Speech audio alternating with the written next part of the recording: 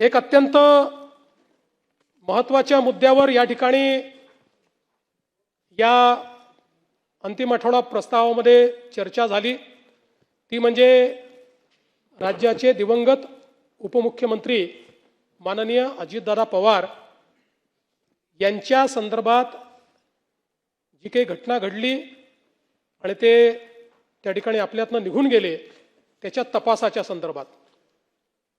पहिल्यांदा तर या ठिकाणी मी स्पष्ट करू इच्छितो की दोन प्रकारे तपास चाललेला आहे। एक प्रकार सीआयडी आपलं करते, दुसरं आपल्याला माहिती आहे की AIB करते। एक मुद्दा या ठिकाणी आला की आपण सीबीआयला लिहिलं होतं, मग सीबीआयने इन्क्वायरी का घेतली नाही।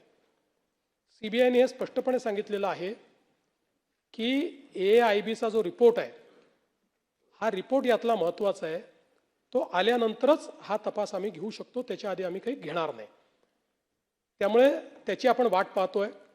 याच्यामध्ये आत्तापर्यंत सीआयडीने जो तपास केला आहे त्या तपासामध्ये काही गोष्टी समोर आलेल्या आहेत की ज्याच्यामध्ये वेगवेगळ्या गोष्टींसोबत एक शंका पायलट सुमित कपूर यांच्याबद्दलही होती। त्यांचं बँक खातं, इन्शुरन्स पॉलिसी, शेअर मार्केटमधली गुंतवणूक हे सगळं काही तपासलेलं आहे, पण त्यात कुठलंही काही संशयास्पद आढळलेलं नाही। बाकी सगळे जेवढे फुटेज आहेत ते मिळवलेले आहेत, त्याचं विश्लेषण केलेलं आहे। AIBचा रिपोर्ट हा महत्त्वाचा आहे, त्याही संदर्भातली माहिती मी घेतली आणि त्या माहितीमध्ये हे सांगण्यात आलेलं आहे की जेवढे काही त्या ठिकाणी इक्विपमेंट्स होते जे डाउनलोड करायचे होते ते 100% डाउनलोड झालेले आहेत। हे आता त्याच्यामध्ये कुठलीही अडचण नाही। जे रिकन्स्ट्रक्ट करून डाउनलोड करायचं होतं ते पण झालेलं आहे। त्यामुळे ब्लॅक बॉक्स असेल किंवा दुसरा जो काय बॉक्स आहे ते सगळं झालेलं आहे। आणि एक प्रिलिमिनरी रिपोर्ट आपल्या समोर त्यांनी आणलेला आहे। मी आज केंद्र सरकारशी देखील चर्चा केली आणि केंद्र सरकारला आणि मंत्रालयाला आणि माननीय मंत्री महोदयांना मी विचारलं की साधारण हा सगळा रिपोर्ट किती दिवसात अपेक्षित आहे। त्यांनी मला हे सांगितलं की साधारणपणे जानेवारीपूर्वी हा रिपोर्ट येईल, अंतिम रिपोर्ट जो आहे। आणि हाच रिपोर्ट सगळ्यात महत्त्वाचा आहे। हा रिपोर्ट आल्यानंतरच, आणि जसं काल रोहित पवार म्हणाले 3-3, 4-4 वर्ष लागतात, हे खरं आहे, पण या केसमध्ये स्पेशली आपल्या केंद्र सरकारने विनंती केली आहे, कारण परदेशातले सगळे तज्ज्ञ याच्यात घेतलेले आहेत, अमेरिकेतली एजन्सी आपण याच्यामध्ये घेतलेली आहे आणि म्हणून त्यांना विनंती केली आहे आणि त्या सगळ्यांनी ते मान्य केलं आहे।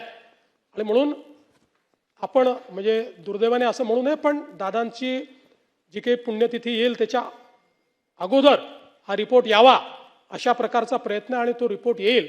आणि हा रिपोर्ट आल्यानंतर मग सीबीआय असेल किंवा सीआयडी पण असेल, आता सीआयडी पण त्याच्यावरच अडकलेला आहे, कारण वर काय घडलं हे या रिपोर्टशिवाय समजूच शकत नाही, ते धागेदोरे याच्यातच मिळणार आहेत।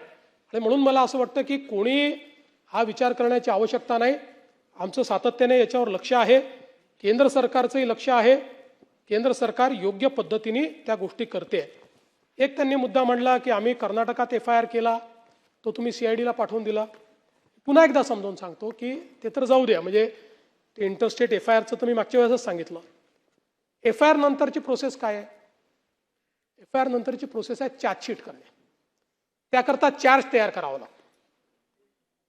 FIR मध्ये तुम्हाला कोण दोषी आहे हे FIR नंतर फायनल करावं लागतं की बाबा देवेंद्र फडणवीस आहे, जयंत पाटील आहे, रोहित पवार आहे, कोणीतरी जो कोणी असेल त्याला दोषी, आणि त्याच्यावर चार्ज फ्रेम करावा लागतो, तर त्या FIRला अर्थ आहे।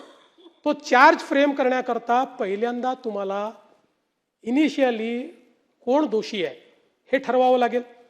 ते जोपर्यंत AIBचा रिपोर्ट येत नाही तोपर्यंत तुम्ही ठरवू शकत नाही।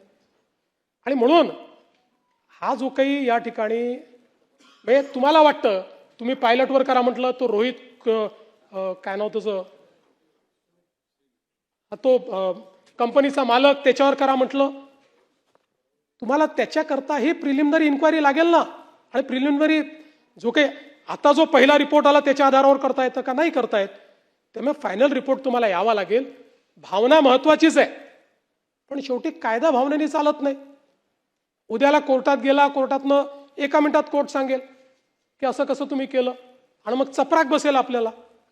म्हणून मी पुन्हा सांगतो, या प्रकरणाचं सत्य बाहेर आल्याशिवाय आम्ही चूप बसणार नाही. काही झालं तरी ते सत्य बाहेर आणू.